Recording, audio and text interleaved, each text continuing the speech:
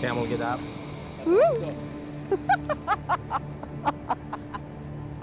This is brilliant. This is obviously an iconic image. Taking a camel ride by the pyramids, surely it encapsulates the spirit of Egypt. But such an image is completely misleading. Because there weren't any camels here when the pyramids were built 4,500 years ago. And that's the thing. Ancient Egypt is instantly recognisable, but all too often completely misunderstood. So, I'm gonna try and change that. Good luck. Shukran kazeelan. The Great Pyramid of Giza, final resting place of King Khufu. Over 140 metres from bottom to top. No wonder it still pulls in the crowds and the occasional Egyptologist.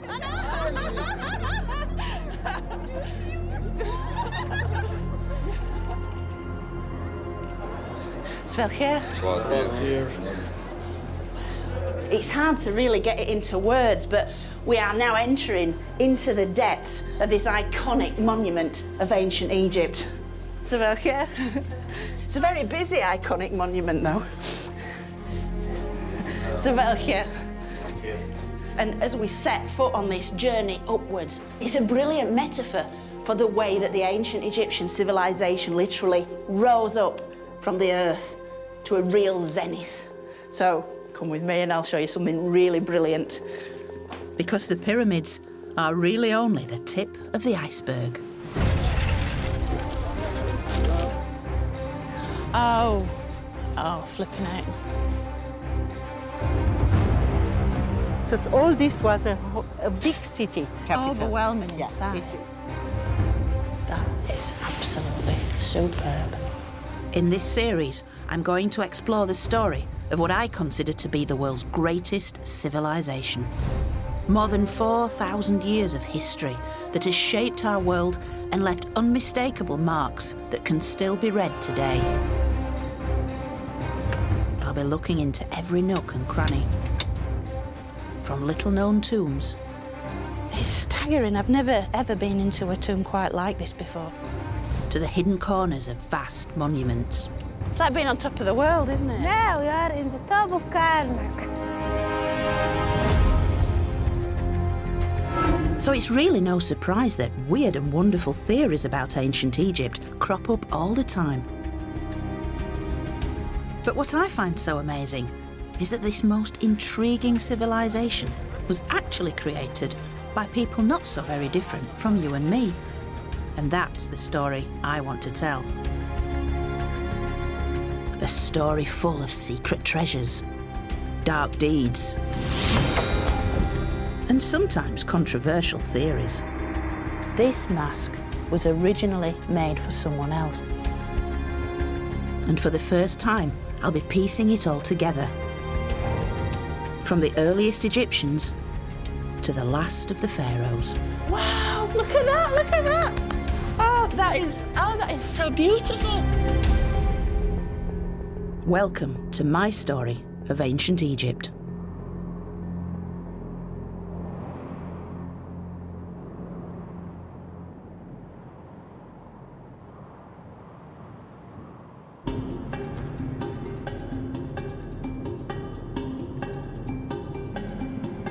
The big question is, how did ancient Egypt begin? Where did the first Egyptians and their extraordinary culture come from? This immortal civilization was thousands of years in the making, so to pull it all together is a daunting task. But bear with me, as it's utterly fascinating.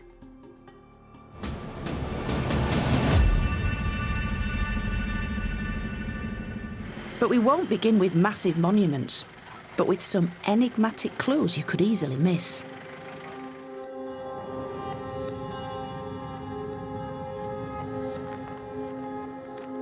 This is Kirta, around 100 kilometres south of Luxor. Unless you're an archaeologist, you almost certainly won't have heard of it. because there aren't any great temples or royal tombs to admire. But high in the cliffs, you can see real signs of ancient life here. Thousands of years before the pyramids. And this is where our story begins. Welcome to Kurta, Joanne. Thank you so much for letting me come here. It's incredibly exciting. It's the first time you're here, I suppose. Yes. Nothing escapes the sharp eye of Dr. Dirk Huyger, and he's got something very special to show me. Not many people have been here before you because it's a quite recent discovery.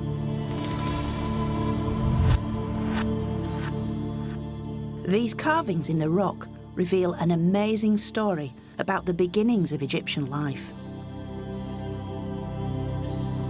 It's a 19,000-year-old picture gallery, complete with its own hippo. Back line, very short tail, hind legs, belly line, front legs, and the mouth is shown. Hippo is smiling, but then again, an hippo is always smiling. But another type of animal is by far the most common here.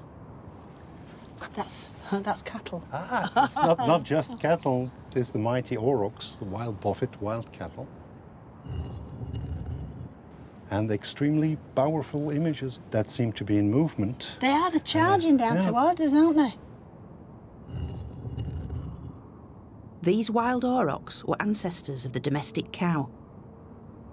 And nearly 20,000 years ago, beef was the main thing on the menu. About maybe 50% of their diet was composed of aurochs. So they were experts and masters in representing this animal.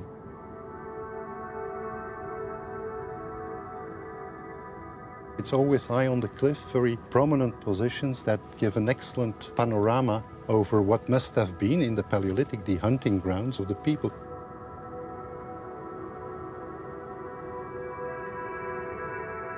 It's easy to picture these early hunters here as they tracked their prey.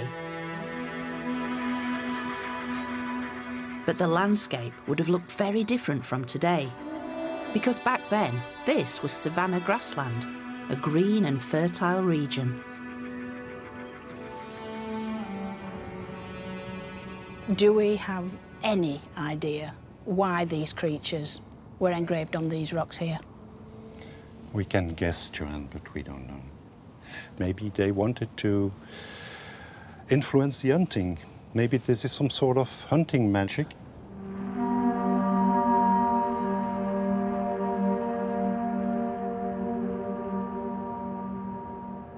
It really is magical to sit here and imagine Egypt's earliest nomadic people passing right through this spot and portraying on these very rocks the animals that they saw all around them.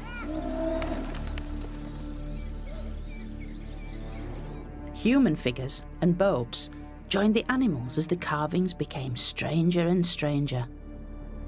But these carvings are also the earliest glimpse of the amazing things to come.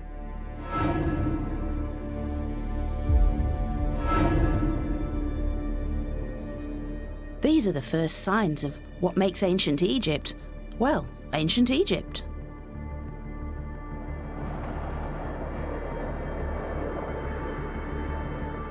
As for its ancient landscape, this evolved under dramatic circumstances.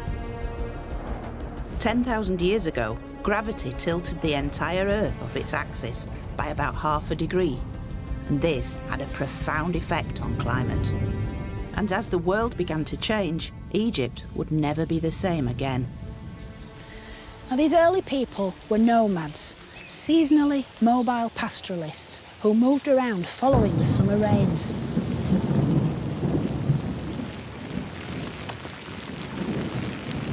And these rains really were the vital, life-bringing force which created the greenery on which wild animals depended. But of course, with climate change, these rains began to dry up.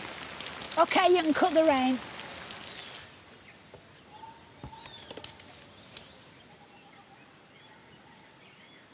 The diminishing rainfall forced both animals and people towards large lakes, which formed during the rainy season. One such area is Nabta Playa, 100 kilometres southwest of Aswan. And here, these nomadic hunters began to settle into communities. But still reliant on the annual summer rains, they needed to predict exactly when these would return. And so they turned to the night sky. Welcome to the beginning of time. Quite literally, because this is Egypt's oldest calendar. At around 7,000 years old, this stone circle from Nabta Playa is the earliest evidence of how Egyptian weather forecasters became astronomers. They aligned its central stones to the circumpolar stars, visible in the night sky all year round. When the sun appeared directly overhead, the stones cast no shadow. The midsummer rains were approaching. This meant that the animals would drink, the plants would grow, and the world would survive for another year. So in many ways, this circle represents the solution to the very real problem of survival. But the Egyptians would take this a step further.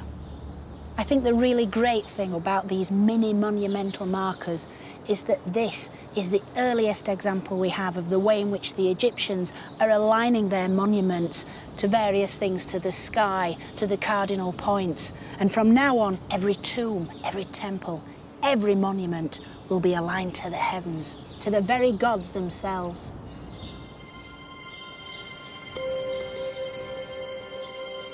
If the stars and the rain were this closely linked, then this world and the next must be one and the same.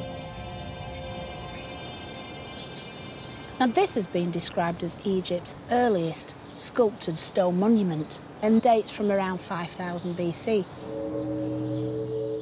This chunk of sandstone was quarried over a mile away from where it was eventually discovered. This certainly suggests a kind of sense of community where people were already working together to achieve a desired aim. In this case, the stone was hauled into place, and then there are clear signs that it's been sculpted into a specific shape. Now you might have to go with me on this, but some believe that this is in fact a cow, with its large hindquarters and this sculpted head. Now the cow was a vital part of everyday life for these people. It was a source of meat, of milk and of blood, key sources of protein they needed to keep them healthy. And yet so important was the cow, they chose to take it through into the afterlife with them, to sustain them on a spiritual level. And this is the very beginnings of the great cow goddess, Hathor. Hathor may have started off as a source of milk and meat, but eventually she would be loved and idolised by millions of Egyptians, since she represented love, joy, beauty, and motherhood. And although her image develops from a lifelike animal to a female face with cow's ears, this may be Hathor's very earliest incarnation. Yet Hathor is only one of a multitude of gods and goddesses. The Egyptians just couldn't get enough of them. Over the centuries emerged hundreds, if not thousands of deities, each with a specific purpose and appearance. Some came in human form. Some had animal heads. They could be male, female, even androgynous. It seems that there were few aspects of life that didn't have their own gods. We know that in the very earliest times, their gods resembled familiar things, the world around them, elements of nature and certainly animals. And over time, the animals, their forms, their shapes, their characteristics were distilled down into this sort of divine figure, each one worshipped for a different quality. In the case of the ram, they were worshipped for their procreative powers. In the case of the cow, for their nurturing, motherly instincts. Then, of course, you've got rather different creatures, the dangerous creatures, the ones that lived on the edges of the Egyptian world, the lions, the crocodiles, the jackals. But it wasn't just about finding the appropriate divinity. It was about gaining power over them. The goddess Sekhmet was a ferocious lioness and the bringer of death to humans. So the Egyptians transformed her into a deity as a way of controlling her destructive powers. By worshipping Sekhmet, it was believed that she could be placated and transformed into a more benign deity. On so many levels, the Egyptians were trying to tap into nature to affect the way that nature then in turn affected them. In many ways, Egypt's unique religion was the glue that held society together, uniting the population and underpinning almost every aspect of life. It's everywhere, in tombs, in temples, in everyday life. And yet, there is another, even more fundamental element, without which ancient Egypt would never have existed at all.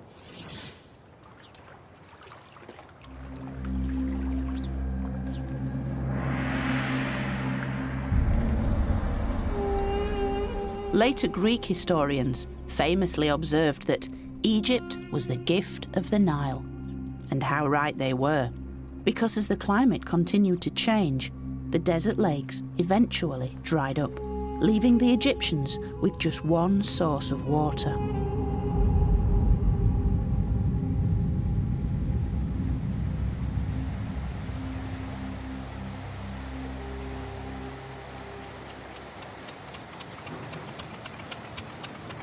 This is an incredibly special place. Located in modern Sudan, it nonetheless forms the very source of Egypt. For it's the place where two great rivers meet, the White Nile and the Blue Nile, which combine here to form the world's longest river, flowing from the heart of Africa and out into the Mediterranean Sea. For much of the year, the wide, lazy White Nile is the main source of water, until annual rainfall in the Ethiopian highlands swells the faster-flowing Blue Nile. Today, the modern Aswan dams hold back these floodwaters, but until the 20th century, huge volumes of water and fertile silt surged downriver to flood the entire Nile Valley, bringing life and fertility to the desert that is Egypt.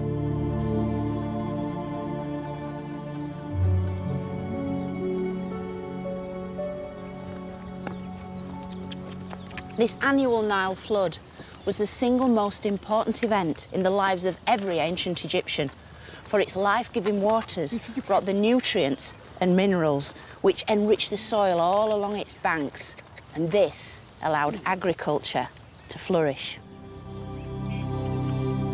Egypt is blessed with some of the most fertile land in the world, where farmers can grow everything from sweet corn and garlic to bananas, sugarcane and cotton.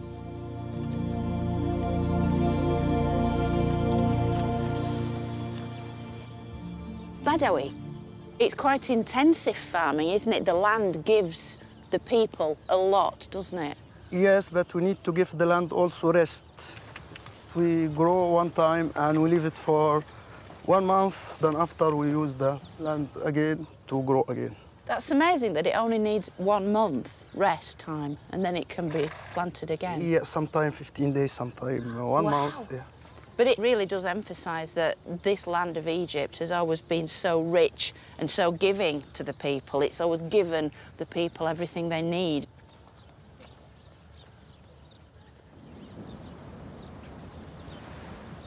And it's the Nile that turned this desert land into a paradise.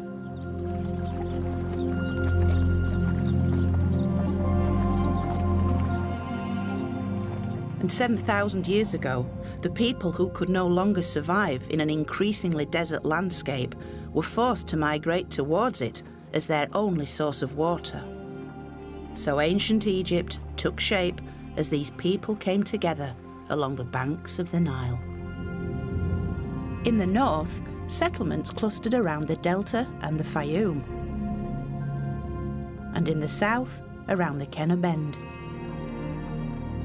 This was the beginning of Egypt's so-called two lands, Upper and Lower Egypt, which developed into two distinct cultures.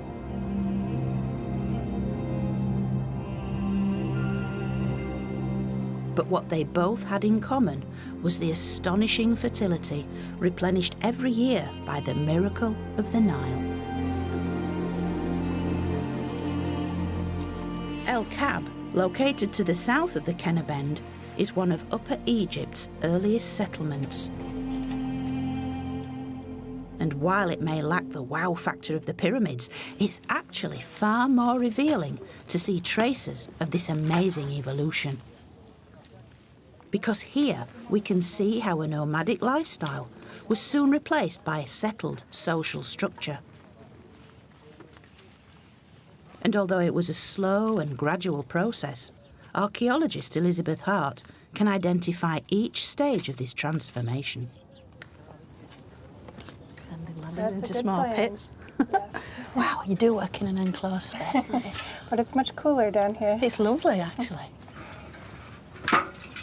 So down at this level, we have sterile soil where nobody lived. And then starting around 4200 BC, are layers of silt from the Nile flood, followed by wind-accumulated sand. And then another layer of silt, and then more sand. And here you can see it really well. A thin silt layer from the Nile coming up and flooding, and then the sand. And over here, we have a hearth feature. So this tells us that humans were actually living on these and coming into the Nile Valley and then moving back out. And we also found lots of potsherds and stone tools in these layers. You know, it might be a small space, but you've got people's real lives unfolding within it, haven't you? And we have thousands of years of it here. When we started, people were just moving into the Nile Valley. They were just starting to farm. And by the end here, we have pharaohs and a whole united Egypt. It's really impressive when you think about all the change that happened over this chunk of sand. Although we are still centuries away from the grand pharaonic monuments, you can still find traces of the lives these ancient people lived, if you look hard enough. For very little has survived, except for tons of pottery. Yeah, this one is, yeah. So it's 5,000 years old. So it's 5,000 years old. They're also tactile, these things, aren't they? These pots help us to identify when this early society began to produce a food surplus. A pivotal transition which required robust pottery for the storage of large-scale food and drink production. These bread moulds from slightly later are one of the most common finds. So you heat the mold, then the dough gets into it, and by the heat of the mold, the bread will be baked. But this comes in massive amounts. These are the beer jars. Ah, bread and beer. Bread and the beer. Egyptian staples. Oh, nice slice for a beer jar. This is the nuts and bolts of how Egyptian chronology all came together in the early days, isn't it? Yes. The pottery is especially fundamental to understand how people were living.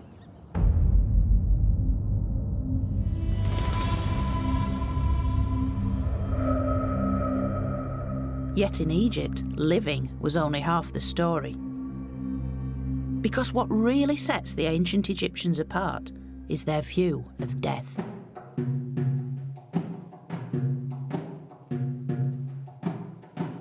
To them, death wasn't the end of life, but a new beginning. A transformation from the world of the living into an everlasting afterlife. And such a belief would shape Egypt's most mysterious practice and my favourite subject. Mummification. Although the origins of this enigmatic tradition are only now becoming clearer, the burial of their dead had a strong significance from the very earliest times. This is a typical burial from around 3400 BC. The body is curled into the fetal position, and here placed within a reconstructed pit grave, surrounded by the belongings he might have had in his earthly life, like pottery, jewellery, and a palette for preparing cosmetics. Everything that was important to him in life accompanied him into death. And I think that's quite significant because it shows that already 5,500 years ago, the Egyptians wanted to take it all with them. They clearly believed that something happened beyond death. Death was simply a transition into another state of existence when you continued to live, and it was assumed you would need everything you'd needed in your life on Earth. His body was naturally mummified in the hot desert sand, but its placement here may not have been accidental. Because even when dead, the body had to be preserved in order to house the soul for eternity. A skeleton simply wasn't good enough. Skeletons, bones, they are very, very anonymous. And yet, when the soft tissue, the skin, the hair is all present, we are ourselves.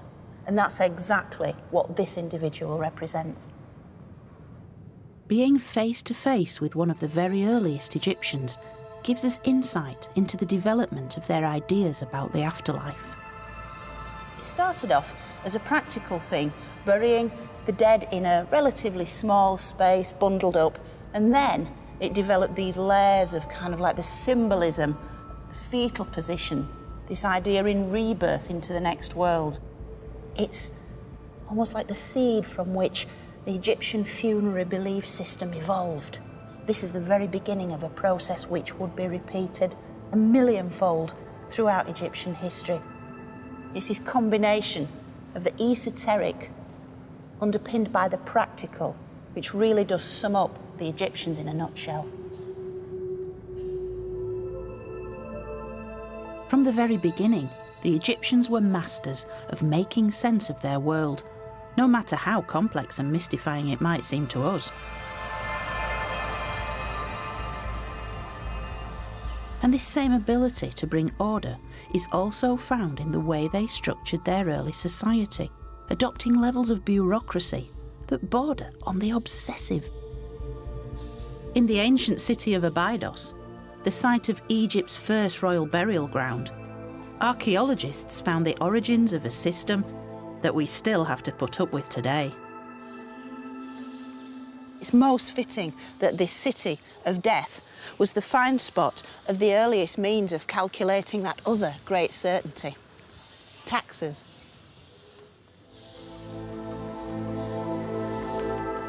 The evidence comes from small bone and ivory labels like these, which have been dated to around 3250 BC.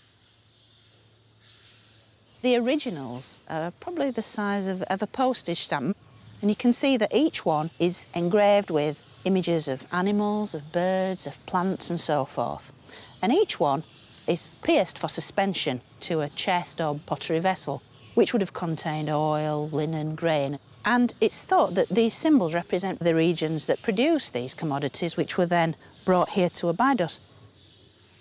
Thought to have been sent as tax payments, these tiny labels show how these early people were already capable of collecting duties from a vast geographical area. Some experts even believe these symbols can be vocalised. By turning the simple drawings into sounds, makes this the world's earliest known writing.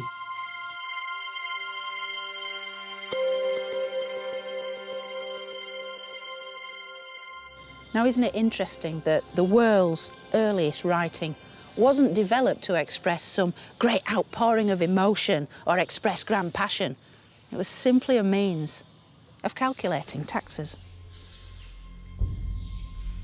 These symbols soon became a sophisticated writing system of elegant signs we call hieroglyphs, which means sacred carvings. And these signs represented every aspect of the Egyptian world, which were only translated in 1822 with the discovery of the Rosetta Stone.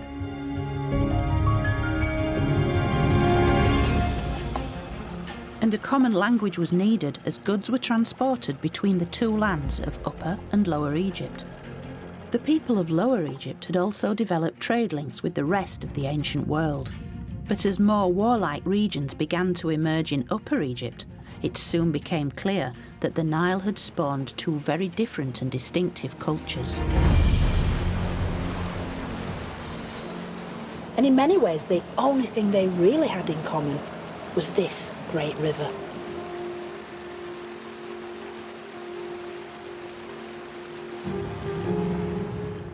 The inevitable clash between these cultures is recorded on what many consider to be ancient Egypt's founding document. Taking the form of a giant ceremonial cosmetic palette, this is an exact copy of the original Narmer palette. And however idealised and embellished, it depicts the pivotal moment when the southern king Narmer defeated his northern enemy. A split second after this mace comes down onto this northern enemy's head and he's executed, he's killed, he is no more, Narmer himself remains, the first king of a united Egypt. And what this means is that the whole of the country is now united under one man's rule. He is setting himself up quite literally as the god king, as the one central figure at the very pinnacle of the pyramid that forms Egyptian society. And from him, everything else flows. Egypt is now the world's first nation state.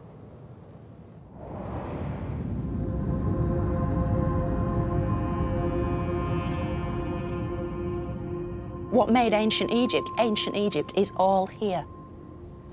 The art forms, the forms of religion, and even the world's first writing, hieroglyphic script.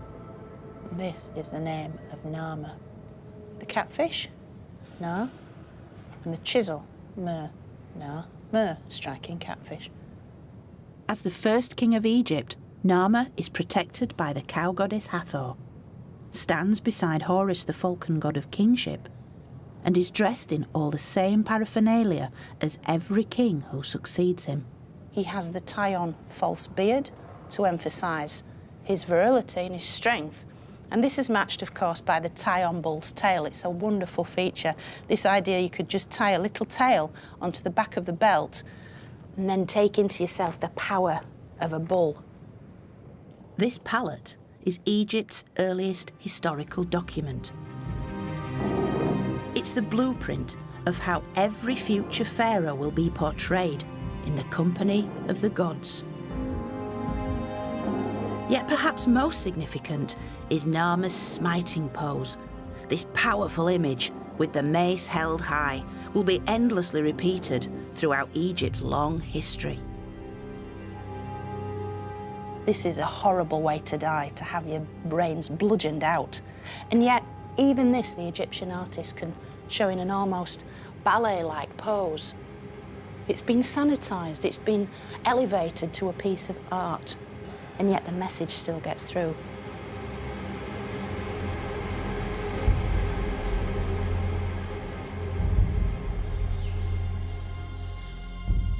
For the next 3,000 years, every one of Egypt's subsequent rulers would try and link themselves to Egypt's first pharaoh. To rule legitimately and successfully, they had to be absorbed into the complexities of the Egyptian hierarchy, both in this world and the next. So their names were recorded on a series of king lists, a kind of royal family tree. And the best preserved of these is here, in the temple of Seti I at Abydos. It lists himself and 75 of his royal predecessors going right back to the very dawn of Egyptian history, with the very first king up there, King Narmer. And the other important detail about this is that it's essentially emphasising that royal continuity, because Seti has his own young son, Ramses, the crown prince, actually reading out these names on a piece of papyrus paper.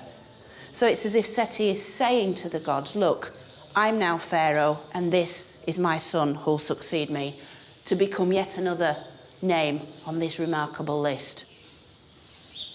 In all, Egypt had over 300 pharaohs organised into 30 dynasties. But in the case of Egypt's earliest kings, being merely mortal was not enough. They needed to prove their divinity by exercising absolute control over their subjects.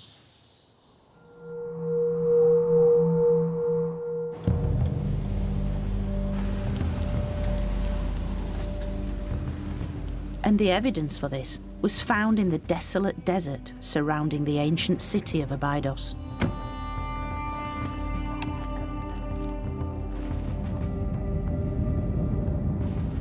This was Egypt's first royal burial ground, the original version of the Valley of the Kings.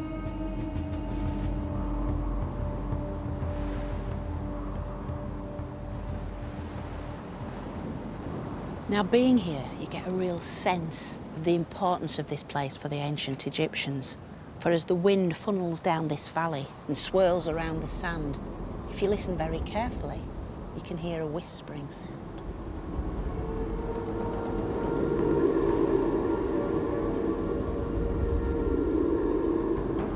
A whispering once thought to be the voices of the very dead themselves.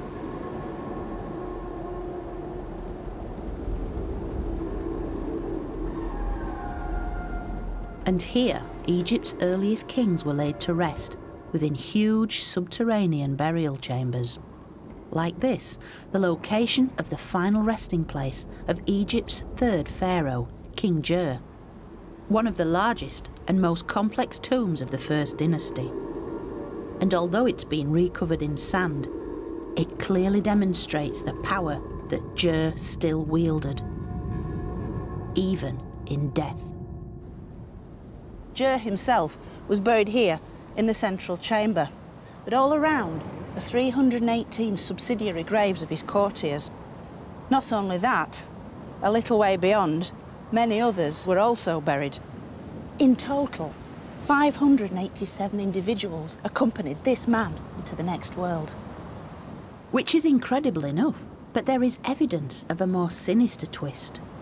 The fact that this tomb was all sealed over at the same time suggests these people may have been victims of ritual sacrifice, perhaps even ritual stabbing, as portrayed in art of the time. And certainly that power over life and death would give any king a godlike status.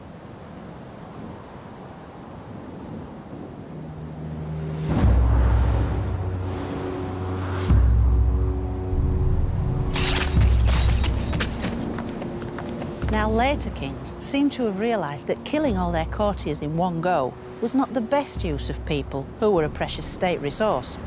After all, who'd be around to make the next king his cup of tea? Although this cruel and short-sighted practice of ritual killing soon died out, it had nonetheless demonstrated that Egypt's rulers had complete control over their subjects. An essential step along the route towards building the pyramids and indeed Egypt itself. Welcome, welcome. Yet the Egyptian people were not slaves. By this time, Egypt was a land of plenty, where all could enjoy its bounty, both in life and in death.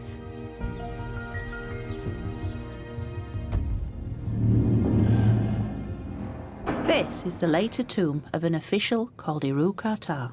And here he is, greeting us. He's coming to the door of his own tomb, emerging from the walls, captured in all his splendour with his finery on, his jewelled belt and his white linen kilt. Even details down to his little sort of pencil moustache. Looks a little bit like Clark Gable, to be honest. The scenes in his colourful tomb depict a refined life that's a world away from Egypt's earliest farmers. We have Iru-Kartar seated in front of a table of food offerings. There's fruit, vegetables, wine and so forth. The bearers are coming forward with offerings to sustain his soul.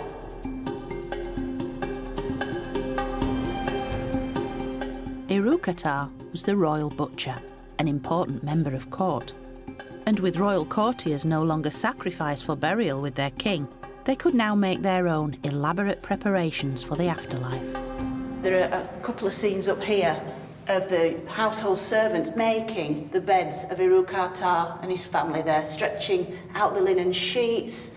They're bringing even a little fly whisk and the ancient Egyptian pillow, the headrest there. So even in the afterlife, Irukata will be comfortable. Irukata's tomb is in Saqqara, a sprawling city of the dead for Egypt's first capital, Memphis. Yet Saqqara wasn't just the burial site of courtiers, but of kings, and the site of a revolution in royal tomb building. And whereas previously the dead had tended to be buried away in the desert, hidden away almost, here at Saqqara, high on the desert escarpment, the dead were literally placed on display. Up to this point, the Egyptians had tended to build their tombs and temples, like their houses, from organic materials. From the mud brick, wood and reeds, which rarely survive. But in the Third Dynasty, the great innovator, King Djoser, built his legacy in something far more permanent. For he built in stone, which could potentially last forever. Djoser built this huge stone wall to surround his tomb complex, although his architects and workmen still drew their inspiration from the natural world. You can see that the masons are just trying to get their head around how to actually work with this stuff, what forms to put it in. So we have Egypt's first hyper-style hall of columns, sure, but it's taking the form of reeds bound together to make the kind of columns that would have been in Djoser's palace down by the Nile. But this, of course, is a house for death. This is a palace of eternity and must be built in something as solid as stone.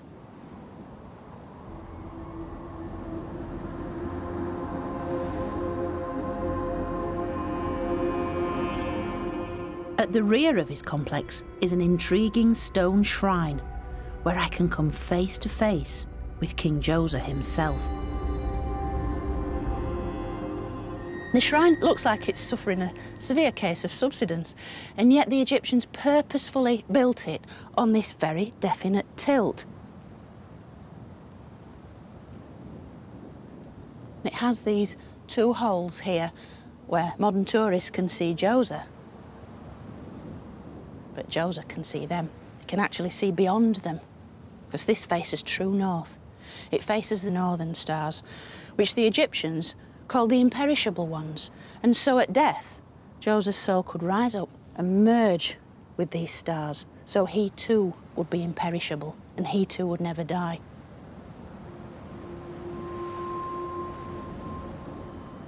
In order to ensure that his soul could live on, Djoser's body needed somewhere safe to rest, within a tomb truly fit for a king.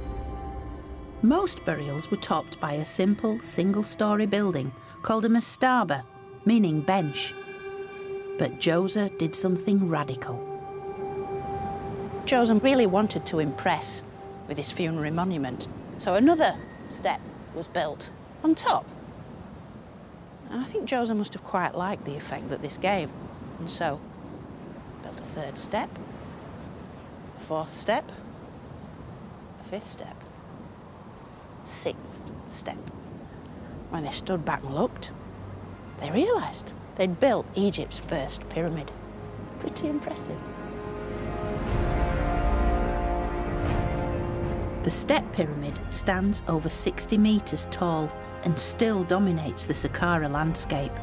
At the time, it was the largest building on Earth, reinforcing Djoser's status as a living god in the grandest of ways. It certainly secured his place in Egyptian history, with ancient visitors flocking here to marvel at his achievements. Now, Djoser had created a true landmark, but he'd also created Egypt's first tourist attraction. If you come with me, I'll show you the evidence.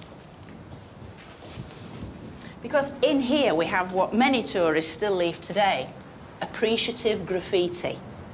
And this is the original handwriting of a couple of ancient visitors from around 1300 BC who were so impressed by what they saw. They described Djoser's pyramid as if heaven were in it, and they credit Djoser with being the inventor of stone.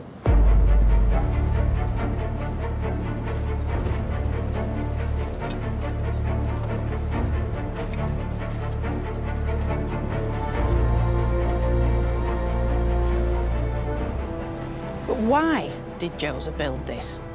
Was it just an ego trip or an exercise in personal vanity? Or was it designed to show the world just how far Egypt had come? Because in only a few centuries, these disparate people had come together to create the world's first nation state.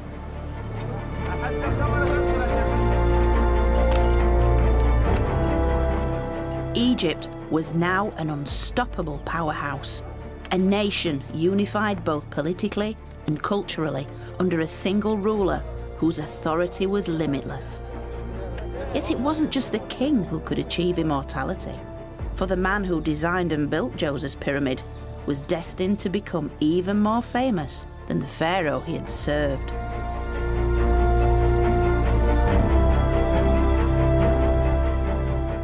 This statue base once held a full-sized figure of King Djoser, but carved into its base is also the name of his architect. And here we can see it with this reed, the owl, and then the little mat with a little bread loaf on, which reads Imhotep.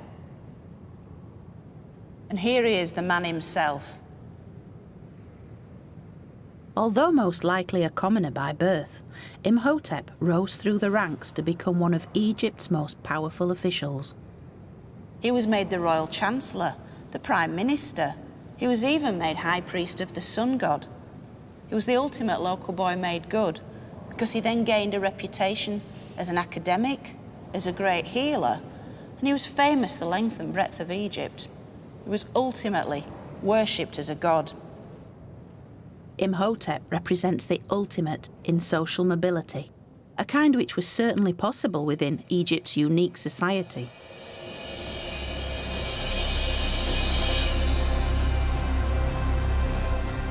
This was a society in which ideas were often taken to extremes, with 1.5 million people united by an absolute belief in the power of their king and in the certainty of the afterlife.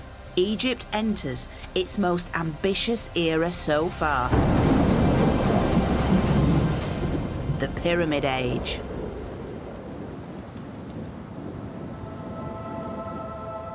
Over 130 pyramids would be built across Egypt, and they represent the zenith in royal tomb building. Huge state-sponsored civil engineering projects that used vast resources of materials, manpower, and time.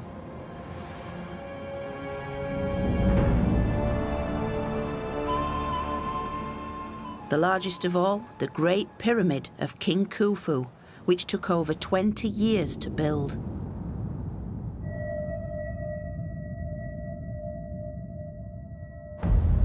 And in order to build something so ambitious, an entire city was created, specifically to house the construction workers, just beyond this monumental wall. It's known as the Wall of the Crow, and it separated the silent, sacred space of the dead from the busy, bustling city of the pyramid builders.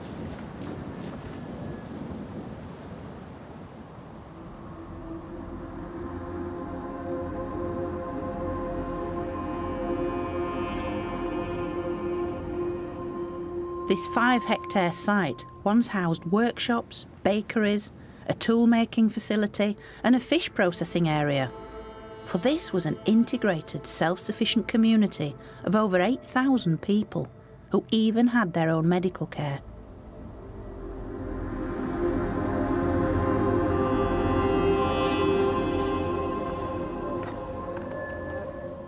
Anthropological archaeologist Dr. Richard Redding has been excavating the site since 1991. Where we are now, this is kind of a big workshop, a big industrial park where there's lots of activity going on. Out here, they're probably producing granite statues, maybe granite columns. We find tools out here for polishing the granite. We find tools out here for chipping at the granite. It's very well planned. We have 3 streets. We have North Street, Main Street we're on, and we have South Street down there. So we're walking down Main Street. You're walking down Main Street. The pyramid workers lived cheek by jowl in 2-storey barracks. You would have walked in, you would have been in a very quiet, dark, long, narrow room. This is where they would have slept. There would have been a higher bed for the overseer at each end, and then everybody would have laid down, probably with their head in this direction or the other direction, exactly like this. You would be lying here like this, and this would be your nighttime position. Very comfortable. Can I try out the overseer's bed? Sure, you can want to try out the overseer's bed there. Delusions of grandeur. Is it this one or that one? Yeah, that's the wall. You're right where you are. Oh, so this is all right. So if I sat down here. Yeah, the overseer's bed is actually buried under a few centimeters of sand, and the floor here is probably under about a half a meter of sand. So, Oh, this is nice. yeah. I can keep my eye on you now. That's right. You can see me. If I got up in the night and I tried to sneak out to go someplace, you would see me. Everything the workers needed was here on site. The team have recovered data that shows that workers consumed 74 cattle and 257 sheep and goats each week. This corral area could hold a week's supply of cattle before more were shipped in from Egypt's grasslands. You could have almost just-in-time delivery coming down, another small herd coming down from Komel Hisson or the Delta coming down and in. It's a really well-oiled machine. You can see now how efficient the Egyptians were at obtaining their food, bringing it to the right place at the right time for the right people. It's brilliant. It's absolutely brilliant. It wasn't just simply the food, it was everything. There was the copper to make tools. There was the stone being brought in here from Aswan and other areas. So a lot of things were coming into here. These were government workers. They got everything from the government.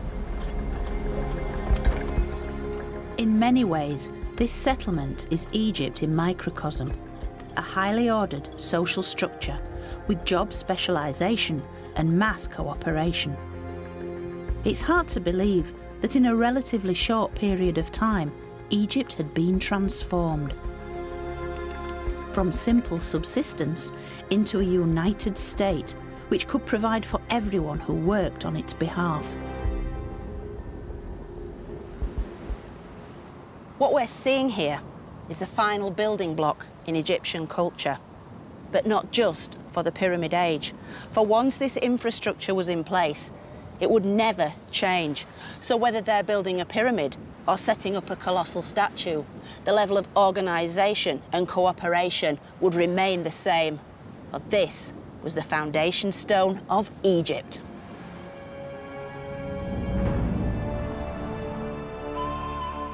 The pyramids are eternal testament to just how powerful Egypt had now become. And in many ways they are Egypt at this time, dominating everything around them on a gigantic scale.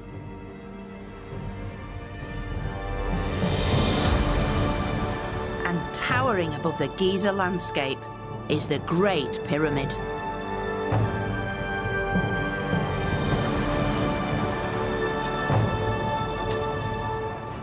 It took around 20,000 people to set in place the 2.3 million blocks of limestone. It remained the tallest structure anywhere in the world for 3,800 years, until the building of Lincoln Cathedral spire in 1300 AD. It's a phenomenal achievement for any civilization at any time. But for me, its exterior can't compare to the sense of wonder once you venture inside. The roof of the Grand Gallery passageway is built of multiple layers of enormous limestone slabs, rising over 8 metres high. Massive, massive blocks of masonry built on a godlike scale. That's surely what Khufu wanted. I sincerely hope Khufu's eternal resting place was rather less congested than it is today. But it still gives a real atmosphere of the busyness that must have been here on a daily basis. These guys were hauling massive, massive blocks, hundreds of feet up, literally into the air. These guys were magicians. Just look how brilliantly these courses have been laid. These are perfect. I defy any modern architect to be able to replicate this using the tools that the ancients had at their disposal.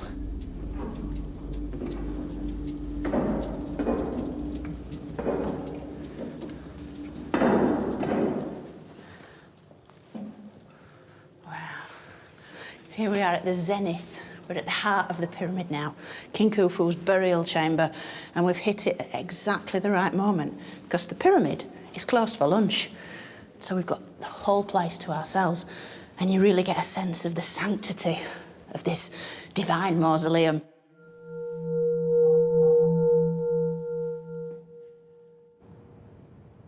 The walls and roof of the burial chamber are lined entirely in granite, and it was within here that the body of the great King Khufu was sealed, ready for his final journey into the afterlife. We're at the heart of the pyramid in terms of its architecture, but we're literally in the heart of ancient Egypt. I feel like I should be speaking in a whisper because the acoustics are so extraordinary. It's a sterile, plain, stark room. It's pretty much like a bank vault.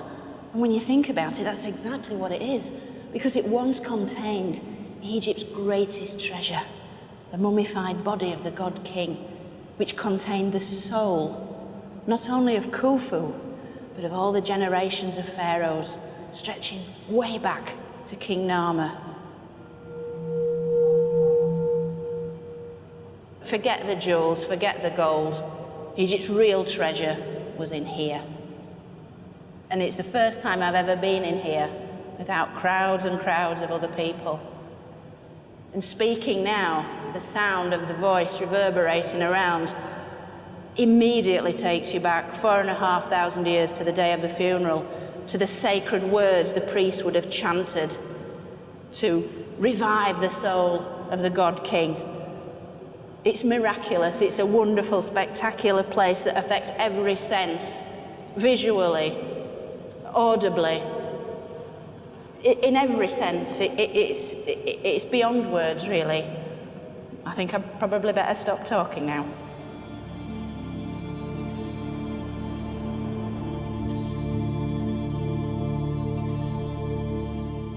So now all the elements that made up ancient Egypt were in place. A well-fed, highly organised population that unswervingly followed their god king, and all of whom shared this fervent belief in an afterlife. Life in Egypt was good.